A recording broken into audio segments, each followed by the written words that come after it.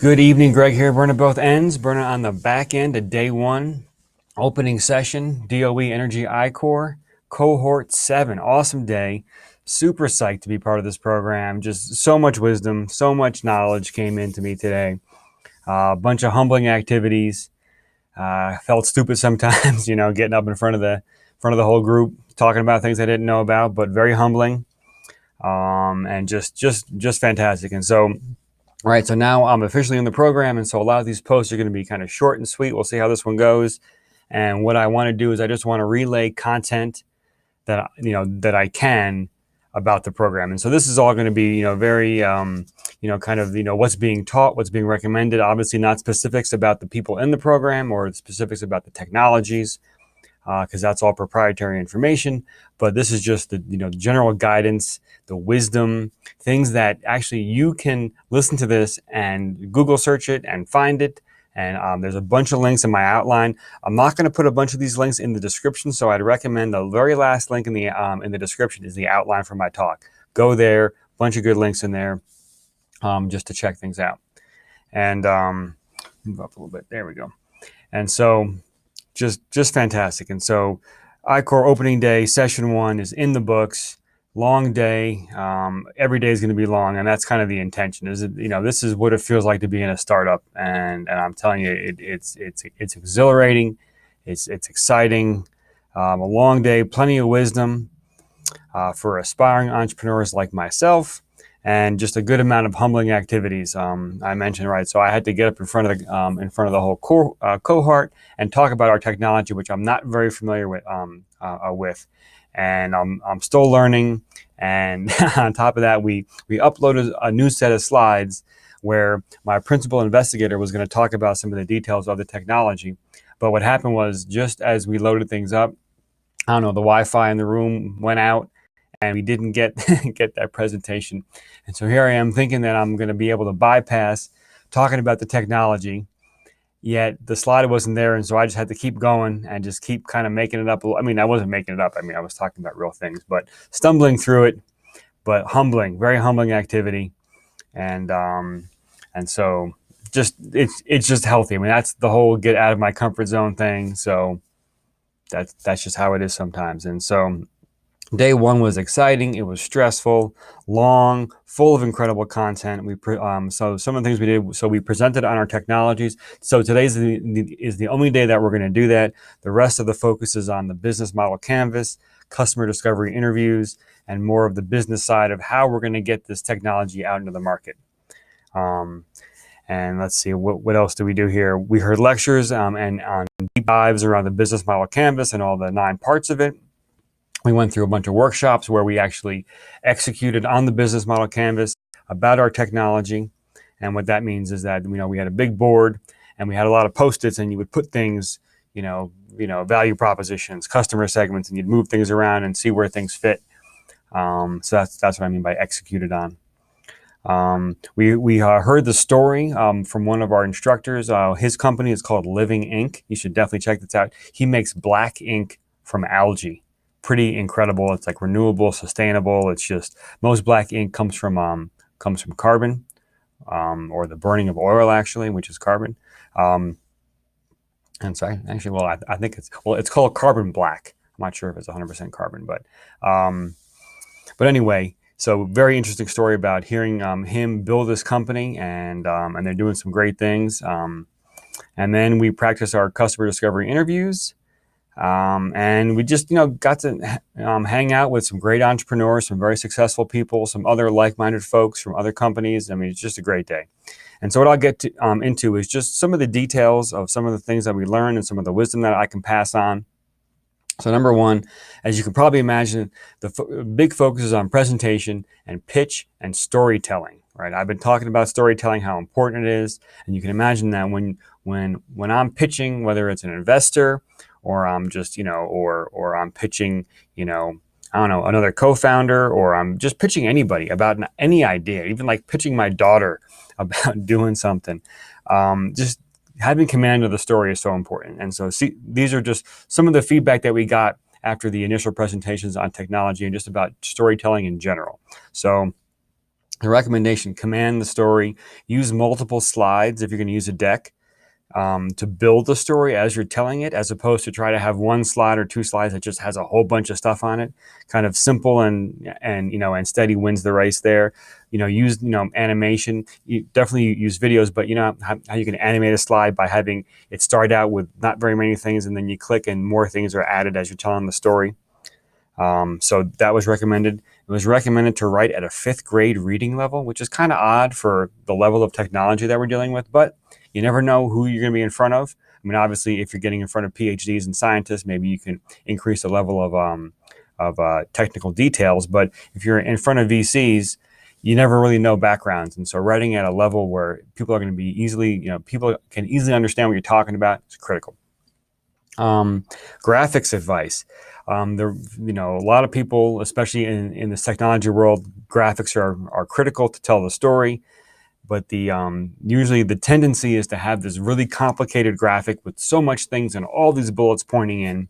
Whereas if just the recommendation was one single graphic with one single bullet point underneath it to tell the story. And then, the whole point of the slides is that it augments, it's an addition to what you're talking about. So I shouldn't be able to read the slide and then not listen to you, right? Like the slide should support what the story I'm telling, not retell the story, right? So short bullets, kind of minimal slides, minimal info on a slide is probably best. And then I tell the story. So that way, as people look at me and then back at the slides, they're not getting lost in what I'm talking about. And that's what happens. That was the advice about a really busy slide, is that I'm looking at the presenter and then I look at the slide, and now my mind has to do a double take and kind of start reading the slide because it's so busy, and then I lose what the person is saying. And so it should augment what is being said, not be a replacement for. And then as far as like these technology pitches, right? So there can be lots of like rabbit holes and deep dives in different sectors, right? And you never know who you're talking to and who's going to want to understand what part, or like I guess another way to say it, you're never going to know who's going to say, I want to go deep on this specific particular topic. And now a good researcher, good engineer, good scientist is going to have 6 to 12 kind of legs that they can go down on. That it's just this huge amount of information that they can go really deep and give a lot of good details. And the tendency for a researcher or a technical person is just to hit them all, right? Boom, like hit all 9 or 10 of them and hit them all really deep. That's not really necessary. So what the recommendation was, add little teasers in the slide deck that if someone wants to ask a question about it, they'll see it, it'll make them think of the question, and they'll ask. And like, here's a specific example. One of the slides that we saw today during the Living Inc. presentation was, he was talking about the different customers that he wants to go after. And he had like 6 customers. And one he's actively going after, and then like the other 5 were potential future customers. And the bottom one, he just had a little, in between, the arrow, because it was showing a workflow. And it had, like a box and an arrow and a box and an arrow. And, the last box was the customer, and the arrow pointing to customer just had the words FDA written there, kind of small. Now, he didn't talk about it, but if I'm an investor or I'm on the, the receiving end of the presentation and I know about FDA regulations, or I'm going to ask, what does that mean, that little teaser there? So little things like that, little hints that if someone is, wants to know more, they can ask the question. So I thought that was really good advice. And then recommended reading on storytelling, the Minto Pyramid Principle by Barbara Minto. So I'm going to check that book out and definitely read it. But it's all about storytelling. There's a pyramid involved, obviously. I don't want to try to explain it because I don't really know it. I'll read the book and tell you. But that was just recommended by one of the instructors, and every instructor in the room kind of said, yeah, that's a great book to read. So check that out for storytelling. The second main thing that I picked up were the 4 P's of marketing and how they relate to the customer segments of the business model canvas. So you have to kind of read about the customer segments. This is, kind of how you break up your customers. And the example I gave is with Coca-Cola, how you can buy it in the grocery store, you can buy it in the restaurant, you can buy it at a vending machine. And so each of those is a different customer segment. because the placement of the product is different, the price point is different, and well, the promotion is probably the same, and the product is actually a little bit different, right? I'm buying typically a refrigerated plastic bottle in a vending machine. I'm typically buying cans in the store, or like 2-liter bottles in the store, in the grocery store, and typically at a restaurant, it's going to be syrup, right, mixed with carbonated water. So anyway, so the 4 P's of marketing: product, price, promotion, and placement, or place. A little typo there. Let me correct that. And that's just say place. I found an article written about it. I linked it down below in the outline, so check that out.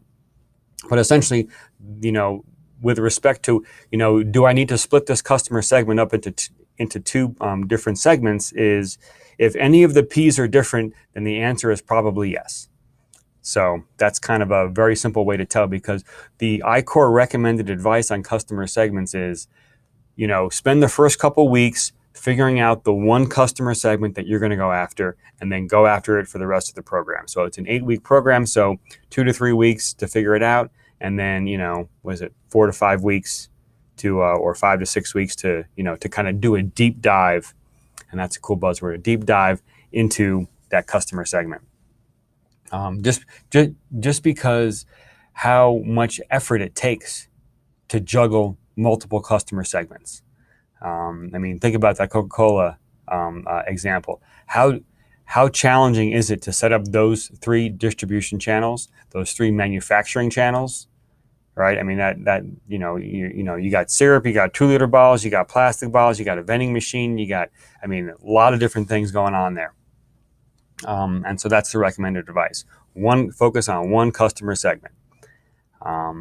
And then that one customer segment might have 2 or 3 value propositions that feed to it, but one customer segment. So that was kind of the 4 P's of marketing and how they relate to customer segments. And the last little bit here, jargon. I'm big on jargon. I love jargon. And so got some good jargon for you. So one is identify analogs. And so that just simply means try to, go out and look for like companies that are doing similar things to you and see what they're up to, right? This is very classic in marketing, right? You got your competitors. Where are they marketing? Where do they think the customer's attention is, right? Are they on Facebook? Are they on Twitter? Are they avoiding all those entirely? Are they in print? Are they on TV? So identify analogs. Now, second one is boiling the ocean. I love that, boiling the ocean. So this would be like a business endeavor that is close to impossible because of the level of the incredible level of effort it would take to actually execute it. And so, the advice is don't boil the ocean. And this kind of links back to the customer segment concept of choose one and go after it. This is like, a lot of these early technologies, there are so many spaces that they can, go in. They're platform technologies, or they can just they can use it, and they can use it, and they can, and it's like, think about it. It'd be impossible to run down all those industries or sectors, and then all those customer segments, because each sector or industry is going to have several customer segments. It's a daunting task. So the advice is don't boil the ocean, and then kind of the opposite of that is going narrow and deep, right? And so what that means is that focus on one customer segment, and then just learn all about them, learn all about their habits, their price points, their pains, their gains, everything that I can learn about that one customer segment. Go narrow and deep.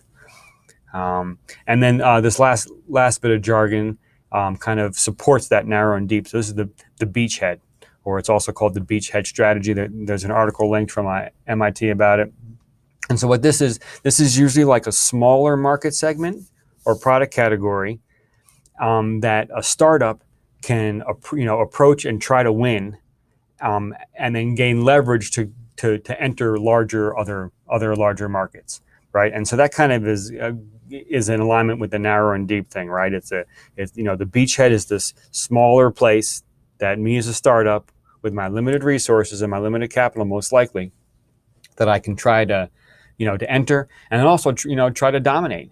If I can dominate this small market, I can attract some attention. I can attract some partners, some collaborators. I can attract some money, some capital, some investors. Right? I can prove myself out. I can prove I can execute in a smaller market. This is going to give me confidence. This is going to going to give me connections and resources to get into larger markets. And so I really like that beachhead comment. And that's actually exactly what the Living Ink guy was doing.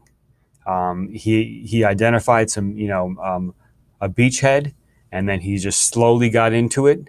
And now he's looking at expanding. That's where that FDA comment came from. So now he's looking at kind of growing his customer segments, which is really exciting for him. And it was just a really cool story. And I think that any company that has like fought for like, at least 5 years to stay alive probably has an awesome story.